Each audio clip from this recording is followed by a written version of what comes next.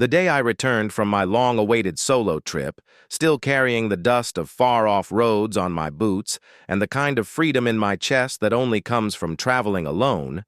I never imagined the first thing to greet me in my new neighborhood wouldn't be a welcome home smile or even a curious glance, but a squad car idling in front of my freshly rented townhouse, red and blue lights flickering against the perfectly trimmed hedges, as if I had just rolled into a crime scene, and standing on the curb, arms crossed and lips curled into the kind of smug grin that only the self-appointed rulers of suburbia. Where was the infamous HOA president everyone whispered about but never challenged? Karen, the woman who had turned cul-de-sacs into her personal kingdom, who had the neighborhood Facebook page practically memorized, and who, with one call to the cops, had decided that my mere presence after a week away was suspicious enough to warrant police attention, and as I stood there with my suitcase still in hand, blinking in disbelief at the absurdity of being treated like a trespasser on the very property I had legal rights to, I realized this wasn't just about me moving in. It was about Karen testing how far she could push a newcomer, flexing the private enforcement powers that her HOA had granted itself in ways that felt uncomfortably close to actual policing, and that single humiliating encounter on the sidewalk would ignite a war neither of us could have predicted. One that would spiral from petty notices and bogus violations into courtroom battles, neighborhood alliances, and ultimately, the day I used the very bylaws she loved to weaponize against her to block her only precious parking spot forever. But before that final act of poetic justice could be staged, I had to endure the opening volleys of her harassment, which began the very next morning when I found a bright yellow violation notice taped to my door accusing me of improper trash receptacle placement, a rule buried so deep in the HOA handbook that even longtime residents probably didn't know it existed. And yet here I was, less than 24 hours back, already being written up for something as trivial as setting my garbage can slightly off alignment with the curb. And though my first instinct was to crumple the notice and laugh, I stopped myself, because behind that piece of paper was Karen's message. She wanted me gone, and she was going to drown me in fines, intimidation, and false reports until I either left or broke. And as I walked the quiet cul-de-sac that afternoon, suitcase unpacked and adrenaline still simmering, I could feel curtains twitching, eyes following me, neighbors whispering among themselves, some pitying, some smirking, but all silently acknowledging that Karen had set her sights on me. And nobody dared step in when she picked her targets, for she had a history of weaponizing the HOA to crush anyone who stood in her way. Whether it was a young family who dared paint their shutters the wrong shade of blue, or the retired couple who put up a basketball hoop for their grandchildren only to have it forcibly removed under threat of legal action. And though part of me wanted to believe I could just keep my head down, pay my dues, and avoid confrontation, another part, the part that had survived solo treks through unfamiliar countries, that had faced down storms on mountain trails and strangers on border checkpoints, knew I wasn't built to cower before a suburban tyrant, and as the days unfolded, my suspicion was confirmed, for the violation notices came like clockwork. One for improper mailbox ornamentation, another for grass exceeding regulation length by 0.5 inches, and yet another for unauthorized vehicle presence when I parked my own car in my own driveway, and every time I confronted her about the absurdity, Karen would stand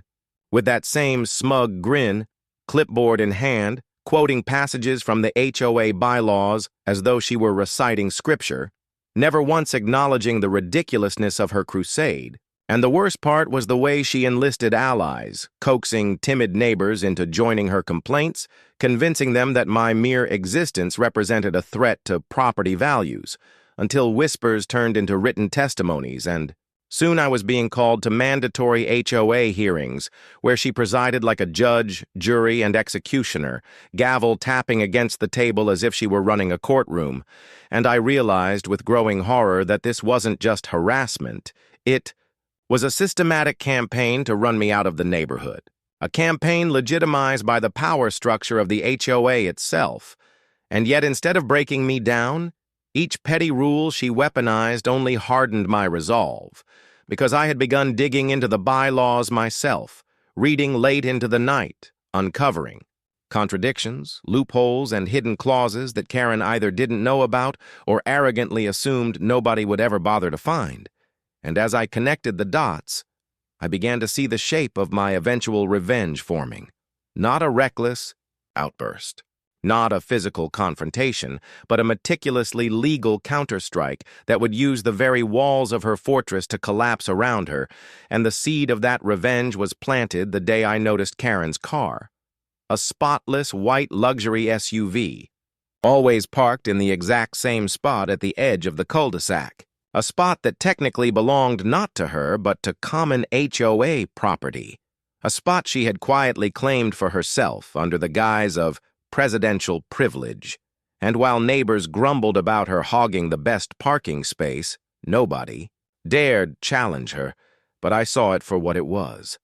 Her Achilles heel, the one thing she valued more than her clipboard and her power. Because without that spot, she'd have to park farther down the street like everyone else, stripped of her throne-like perch from which she monitored the neighborhood comings and goings, and as the idea of taking that spot from her began to form in my mind, I realized I had all the patience in the world, because if my travels had taught me anything,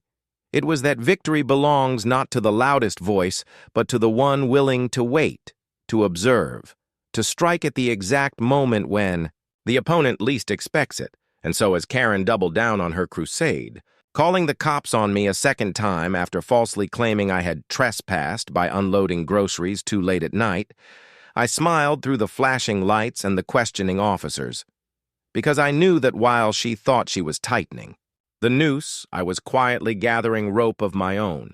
rope that I would soon use to legally strangle her reign of terror and reclaim my peace, starting with the one thing she could not live without, her only parking spot. If Section 1 of my war with Karen could be summarized as harassment disguised as regulation,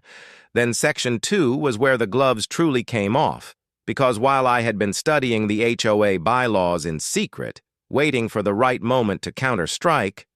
Karen escalated her campaign to levels so absurd and invasive that even the officers who responded to her endless calls began rolling their eyes when her name showed up on the dispatcher's screen. Yet she remained undeterred, convinced she could grind me down through sheer force of paperwork and intimidation. And it began with the infamous lawn citation of June, when she stormed up my walkway, clipboard in hand, pointing out that a single patch of my grass had grown significantly above the 3-inch maximum, as if I were cultivating a jungle in the middle of suburbia. And when I calmly explained I had been away on my solo trip and had already scheduled a landscaper, she smirked and said, "Excuses don't change the rules," before posting a $250 fine to my account,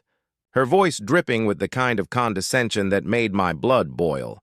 But instead of arguing further, I noted the clause that gave homeowners a 14-day appeal window, a clause she conveniently never mentioned, and filed my appeal just under the deadline, forcing her to convene another HOA board hearing where I publicly embarrassed her by citing a provision that allowed leniency for extended absence due to travel,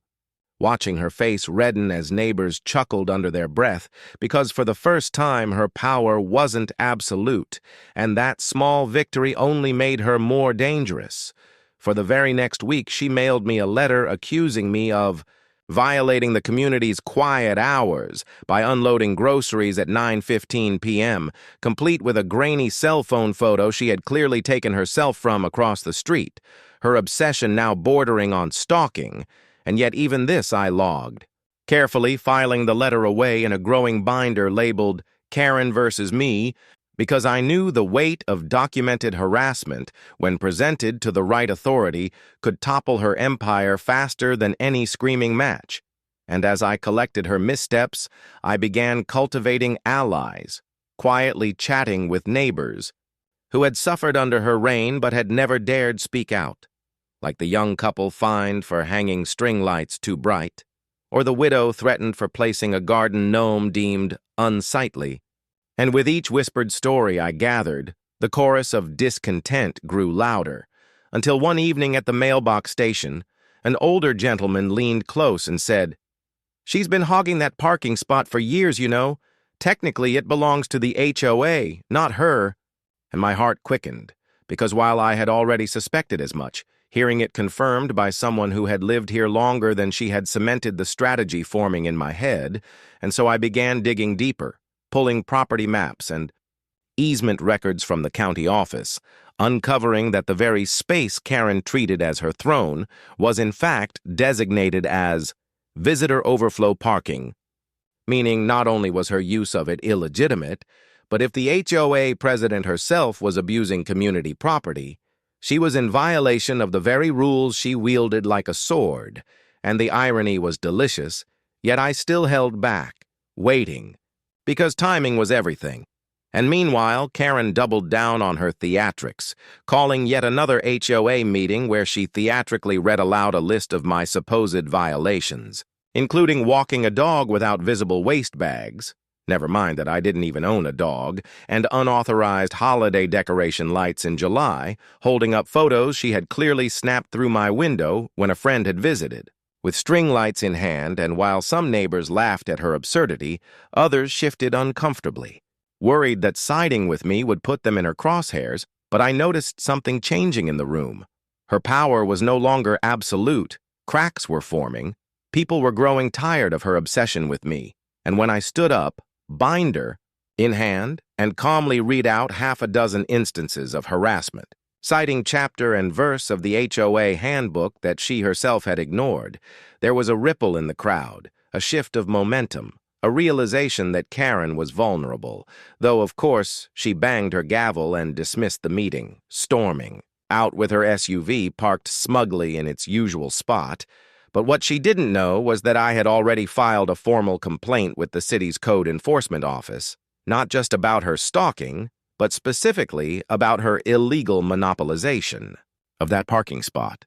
attaching photographs, property maps, and witness statements. And when the city investigator showed up 2 weeks later, clipboard in hand, measuring tape stretched across the asphalt as Karen watched from her porch with growing panic, I knew. The tide had turned, because while she had spent months trying to portray me as the lawbreaker, it was she who now stood exposed, caught red-handed abusing community property for personal gain, and yet the investigation was only the beginning, for while Karen scrambled to defend herself, claiming she reserved the spot as HOA president,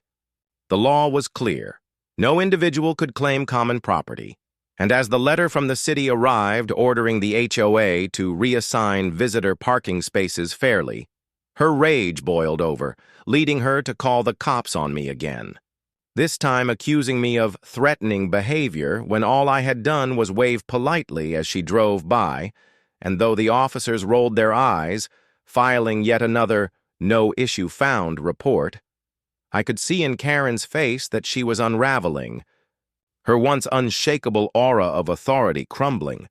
and I realized my revenge was no longer just about surviving.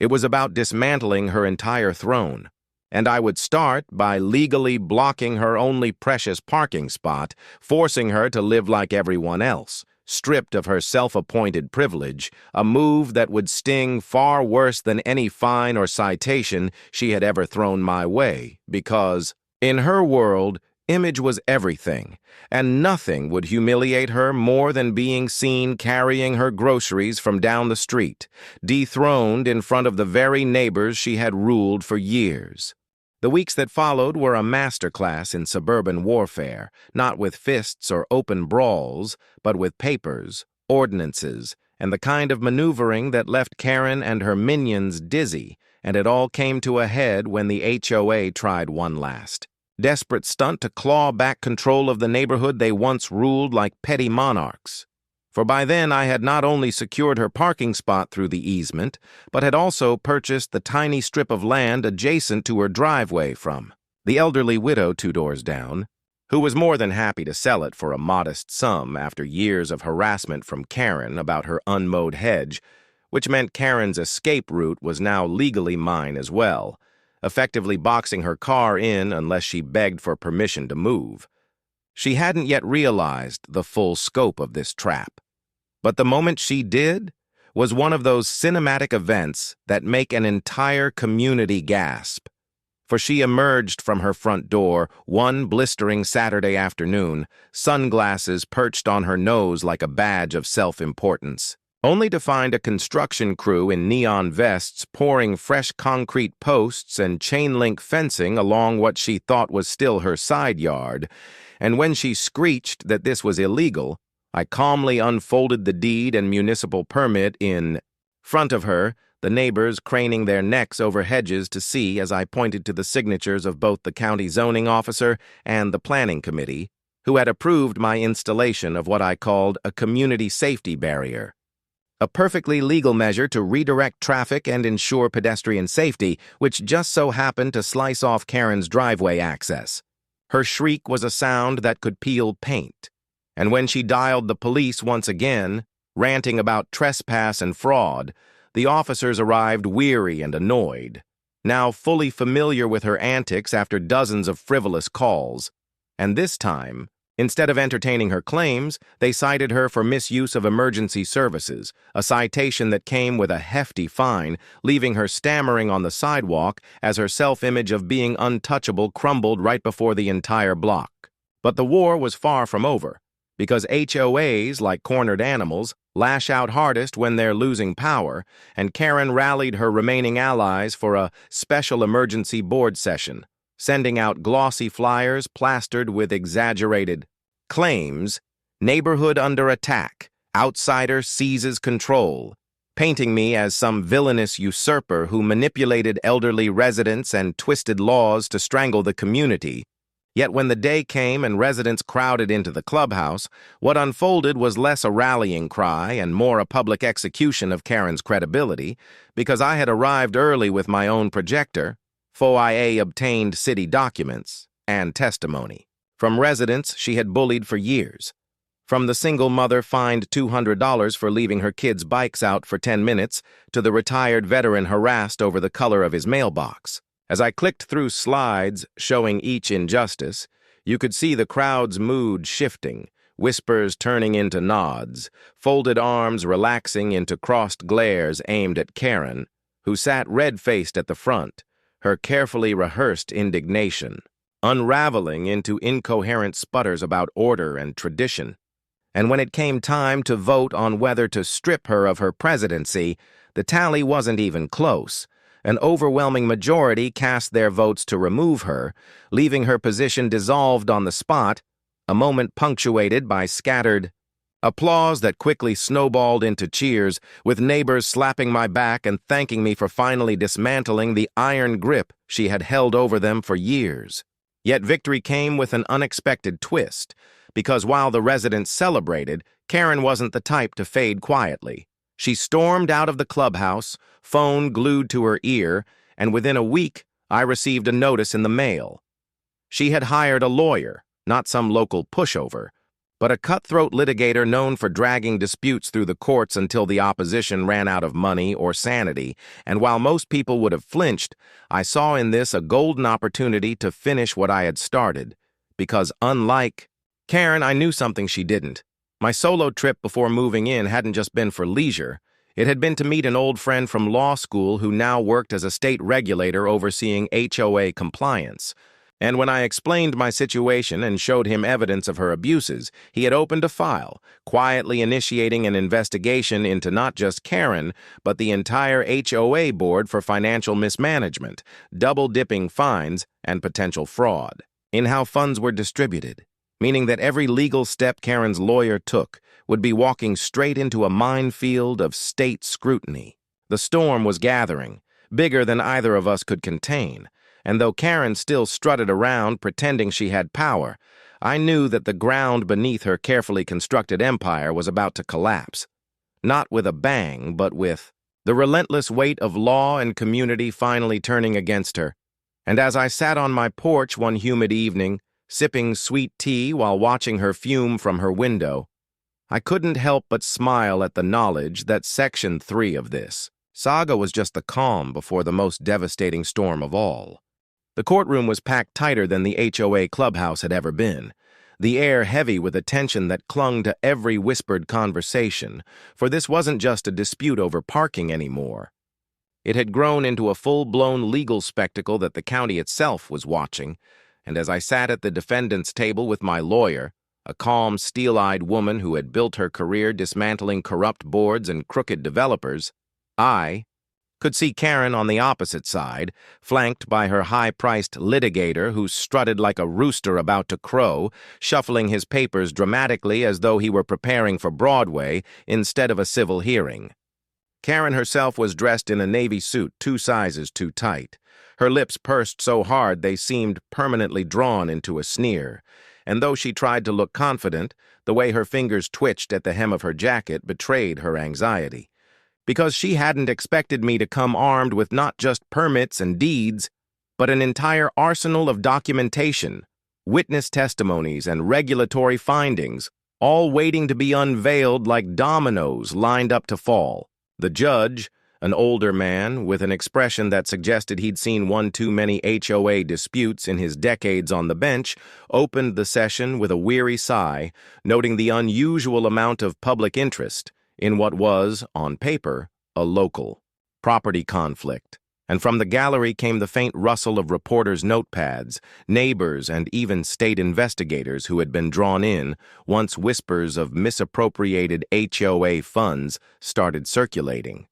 Karen's lawyer pounced first, painting me as a cunning interloper who had manipulated weak neighbors and weaponized obscure easement laws to strip the HOA of authority, his words dripping with theatrical outrage as he waved a glossy photo of my fence blocking Karen's driveway access, but the performance fell flat when my attorney rose with measured precision, her voice calm as a scalpel slicing through his bluster, and presented Exhibit A,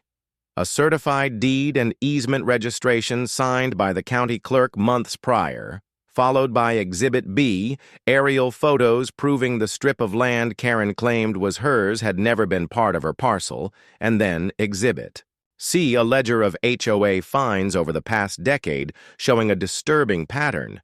Karen's neighbors disproportionately targeted with penalties that, conveniently, funded board maintenance expenses, which included luxury dinners, spa retreats, and even a mysterious $14,000 community engagement fee paid directly into an account under Karen's maiden name. The courtroom buzzed like a hive after each revelation, reporters scribbling furiously, neighbors gasping, and the judge narrowing his eyes as he asked Karen's lawyer if he had any explanation for these concerning irregularities, to which the man stammered something about clerical errors, his earlier bravado wilting as quickly as Karen's posture, her face paling until she looked like a ghost of the tyrant who had once ruled the cul-de-sac with iron-fisted pettiness. But the real knockout blow came when the state regulator I had quietly tipped off weeks before stepped forward to testify, producing a thick binder of investigative notes, emails, and bank statements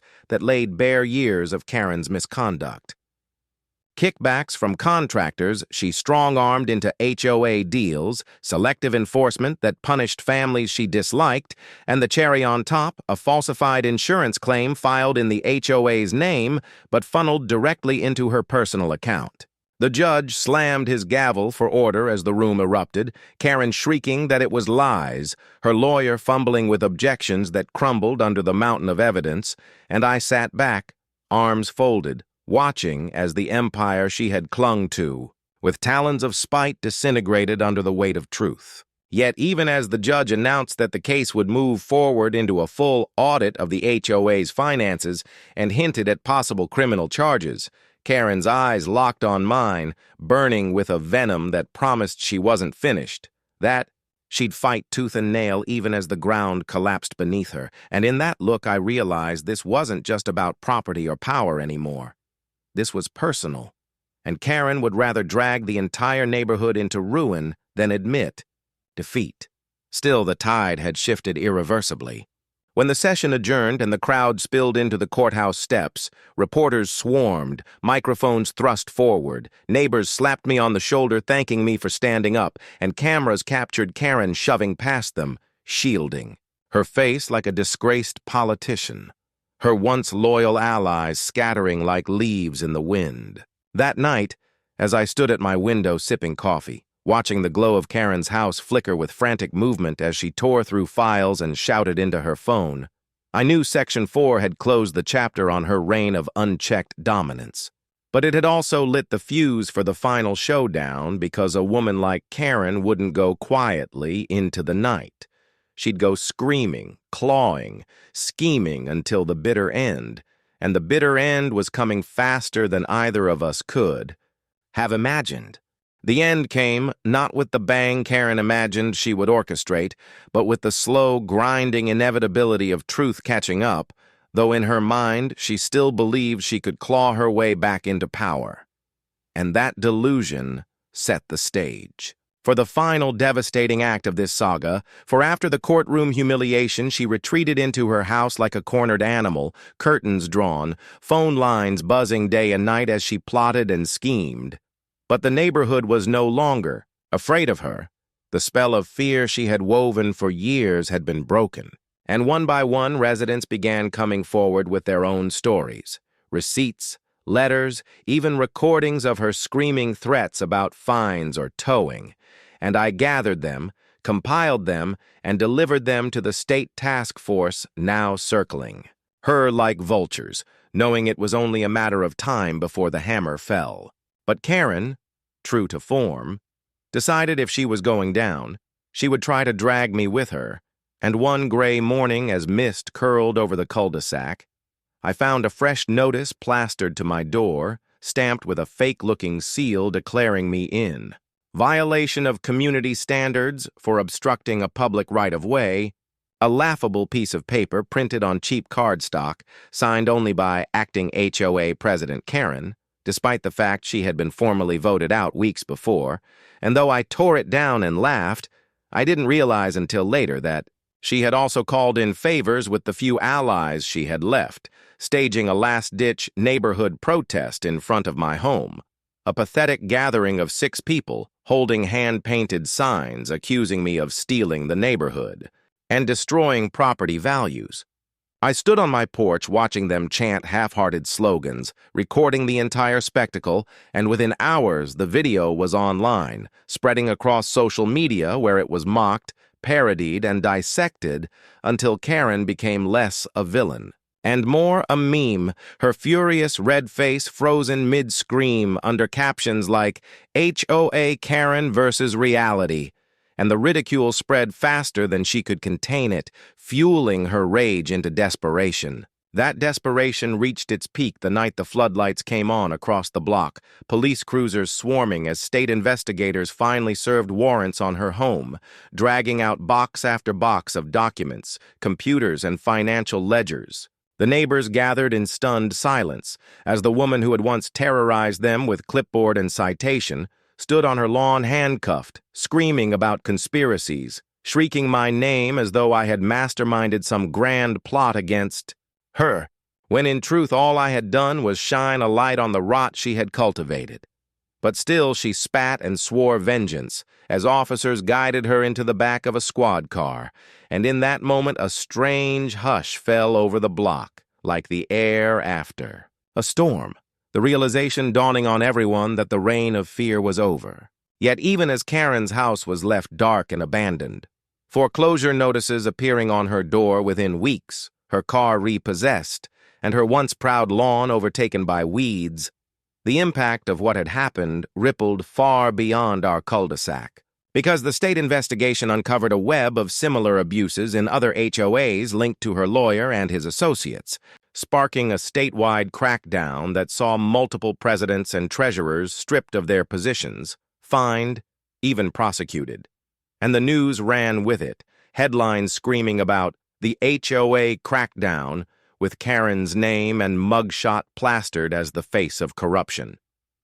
For me, though, the victory wasn't just about winning against her. It was the quiet satisfaction of walking out each morning to see kids' bikes strewn across driveways without fear, neighbors chatting freely without glancing nervously for a clipboard lurking around the corner, the sense of community finally restored after years of oppression, and yes, the delicious sight of her parking spot, now legally and permanently mine, sitting empty except for my truck parked squarely in it. A daily reminder of the trap she had once set for me that backfired spectacularly. But the true twist came months later, when a letter arrived in my mailbox from Karen herself, scrawled in frantic handwriting on lined notebook paper from county jail, the words equal parts, plea, and threat. She begged me to intervene on her behalf, to speak to the investigators and claim she had been misled, that I had twisted events, that I could still save her reputation,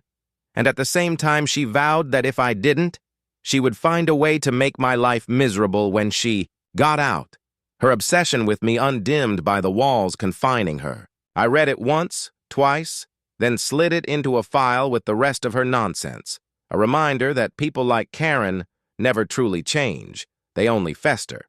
I didn't reply, of course, but sometimes on quiet nights, when the cul-de-sac is still and the only sound is the distant chirp of crickets, I catch myself glancing toward her darkened house, half expecting her to burst out again.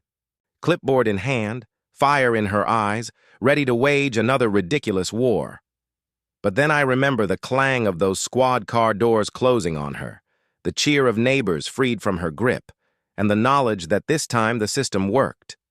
that the law had crushed the tyrant where community fear could not. And I settle back into my chair, content, knowing that though the battle was long, the war was won, and Karen's legacy is not one of power, but of downfall, her name now synonymous not with authority, but with caution. The story of how one HOA president called the cops on the wrong person and lost everything, even the only parking spot she once clung to like a throne. You would think that after Karen's arrest, the foreclosure of her house, and the collapse of her reputation, life in the neighborhood would return to a gentle suburban calm. But if there's one thing I've learned from this war, it's that power doesn't simply vanish when its figurehead is dragged away in handcuffs. It leaves behind shadows, whispers, and scars, and those scars became visible in the months that followed. For while families finally felt free to let their kids chalk hopscotch grids on the sidewalks without worrying about $50 fines, and holiday lights began appearing in glorious rebellion against Karen's old uniformity rules, there was still an unease, a sense that the peace might not last, because Karen's downfall had exposed a deeper truth about HOAs across the state, that these petty neighborhood fiefdoms wielded frightening power unchecked. And though she had been the face of corruption, she wasn't the only one playing the game, which I discovered one fateful morning when a glossy black SUV rolled slowly down our street, pausing in front of Karen's abandoned house before pulling into my driveway, the tinted window sliding down to reveal a stern-faced man in a tailored suit who introduced himself as a federal investigator working with a task force on HOA racketeering. And he wanted to talk, not about Karen specifically, but about what I had uncovered, about the fraudulent finances, the kickbacks, the paper trails leading not just to her, but to networks of boards across the county, even ties to developers who used HOAs as their personal piggy banks, and suddenly I realized that my little neighborhood feud had cracked open something much larger than I had ever intended. A storm brewing on a statewide, even national level. He asked me to testify, to hand over every file I had kept, every deed, every receipt, every email chain I had obtained, and though I hesitated, part of me wanting to leave the war behind, another part of me, the same stubborn part that had refused to let Karen push me around from day one, knew that if I didn't, someone else would suffer under another Karen in another cul-de-sac, so I agreed, not realizing then the ripple effect it would unleash. Because the moment my testimony was filed and hearings began, news vans descended on our quiet street again, reporters hungry for sound bites, and my name became attached not just to Karen's story, but to the broader narrative of a man who took on the HOAs and won, turning me into an unwilling folk hero for homeowners across the country. My inbox flooded with stories from strangers begging for advice on their own battles with petty tyrants in polo shirts and clipboards. Meanwhile, Karen herself had not disappeared completely. Whispers trickled back that even from jail she was filing motions, writing letters, attempting to appeal her case, and one day a neighbor forwarded me a screenshot from a prison gossip blog of all places, claiming she was trying to rally other disgraced HOA presidents behind bars into some kind of collective suit against the state, the idea so ludicrous it would have been laughable if it weren't so disturbingly in character. The strangest part, though, was the letter I received months after the trial, not from Karen, but from her lawyer, who had somehow avoided charges despite being neck-deep in her schemes. And his letter was short, ominous, a single-typed page that read, "You've made enemies, and they are more powerful than you realize." I tucked it away, trying not to let the chill seep into me.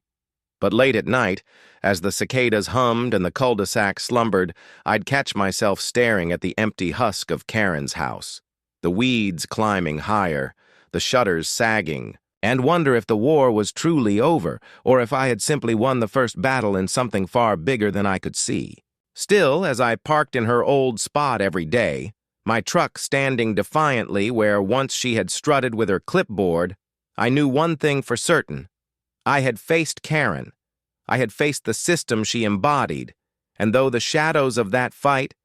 might stretch far beyond my block, I was no longer afraid, because sometimes one victory, no matter how small it looks on the surface, is enough to start a revolution. And whether Karen rotted behind bars or found some way to crawl back into relevance, her reign here was finished, her grip broken, her story now nothing more than a cautionary tale whispered across America about the day an HOA president called the cops on the wrong man and lost everything she thought she owned.